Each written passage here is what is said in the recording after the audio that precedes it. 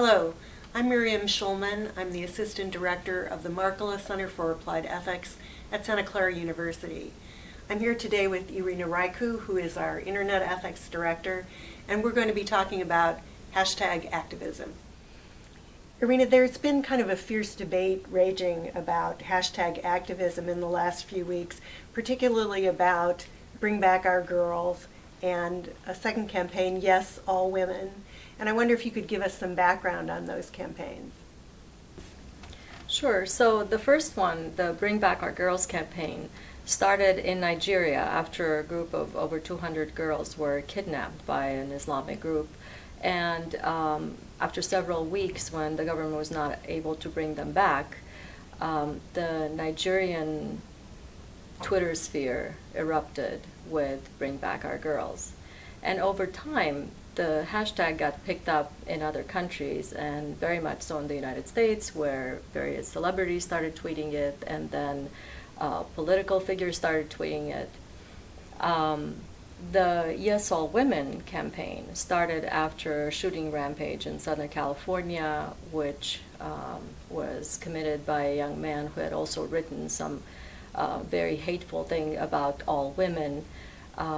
That was followed by a Not All Men hashtag.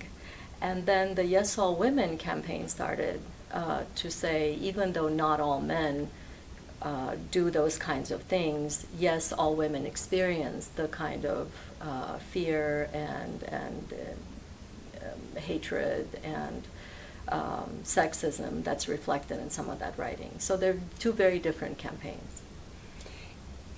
So from an ethical point of view, do you think these two campaigns were effective? Well, I think the really interesting question there is, what is the goal of those campaigns? How do we measure success? Because a lot of the criticism of #activism, or slacktivism as it's been criticized, is that it doesn't lead to anything, it just peters out. And one response has been, well, the goal is to attract attention to a certain issue. But the goal of the Bring Back Our Girls campaign initially was really to put pressure on the Nigerian government to do something. And I think in that particular context it was very appropriate. It wasn't really about gaining attention. In the United States it became focused on getting attention to the issue, but then when politicians started to tweet it led to a different kind of pressure, a pressure to do something. And then the question becomes, who should do something and what should they do? Should the United States government become involved, as we did? We sent some advisors there, we've sent drones to look for the girls, and that's becomes problematic because when you're asking somebody to do something, you have an ethical responsibility to be really informed and to have a sense of what is it that you want done and by whom, not just sort of throw that wish into the wind. The Nigerian tweeters were not doing that. They knew they were asking their government to do something. I think a lot of the American people, although very well-intentioned, weren't sure what should be done or by whom.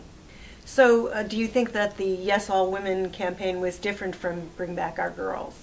I do, because I think the goal there was exactly what happened, which was to start a conversation and to allow, first of all, women to speak publicly about many experiences that they had not spoken publicly about before, and to inform a lot of men, the men who are not precisely those, not all men, the men who are not rapists, who don't talk that way about women, but who might not realize that all of the women around them have been subjected to this kind of fear and some of these kinds of actions and have lived responding to them.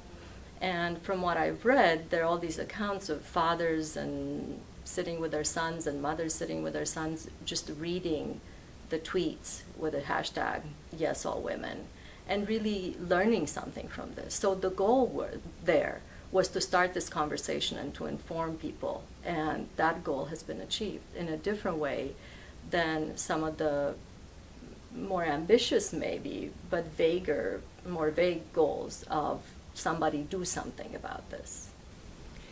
The goal of the Bring Back Our Girls campaign was to bring attention to that issue, which up to that point hadn't really gotten much coverage in Western media.